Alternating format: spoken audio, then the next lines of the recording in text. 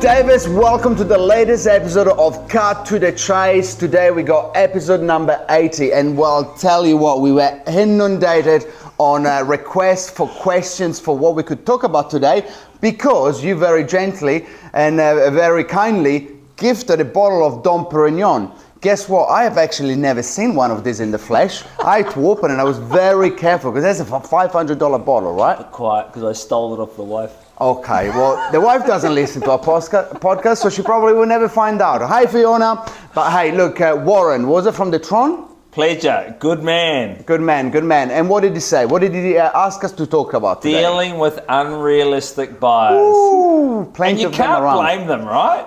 Yep. They're not buying at today's price. They're buying it where they see the market going. They're not looking for it. They're expecting a bargain. But how do you deal with those ones that are always unrealistic? Well, look, you can't blame a buyer in a market that is a buyer's market. But sometimes you need to have a very frank and honest conversation with the buyer when they're looking at $1 million property and they're coming in at 650, 700 or 750.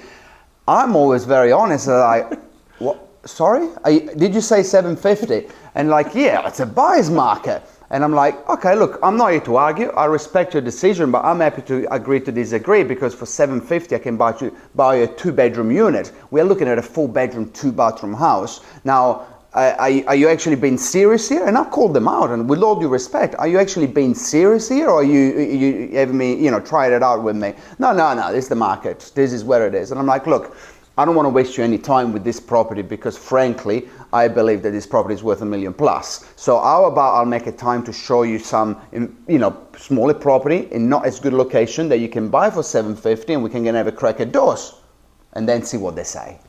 Or the other strategy, go, no problem, because you're helping. This property justifies and validates an owner selling to someone else. So we'll put your offer in at $750. It goes into multi-offer. So thank you. You're helping me sell property to other genuine buyers. But at Diego, if you still want to sit at $750, it's okay. I'll show you a whole lot of other properties that no one wants. Do you want to buy those properties?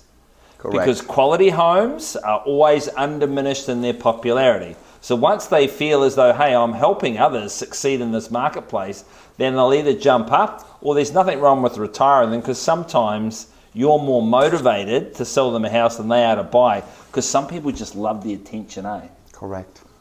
And you don't want to disagree with, you don't want to argue with them and get into because at the end of the day, they got an opinion. Let them have their opinion, and you respect their opinion. But at the end of the day, you're there to work for the vendor. But yeah, you said a very good line here.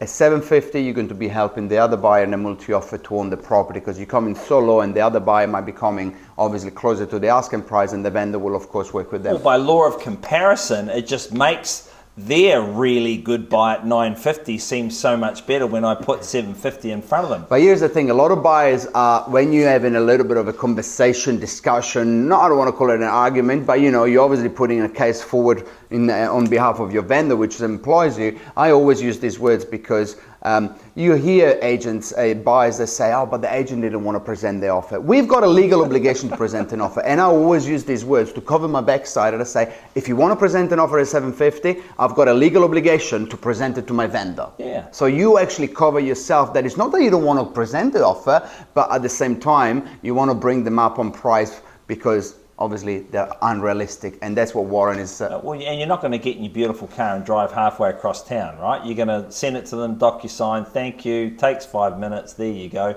The challenge for Warren, right? That bottle's got to get past Melissa, then it's got to get to the courier, then the courier's got to try and not flog it. Then it's got to get to Warren's office without the admin ladies getting it. So good luck, Warren. So Warren, I drive to the Tron and drop it off, but no. No, Warren, it might arrive as of that, or as a $50 bottle of Moet.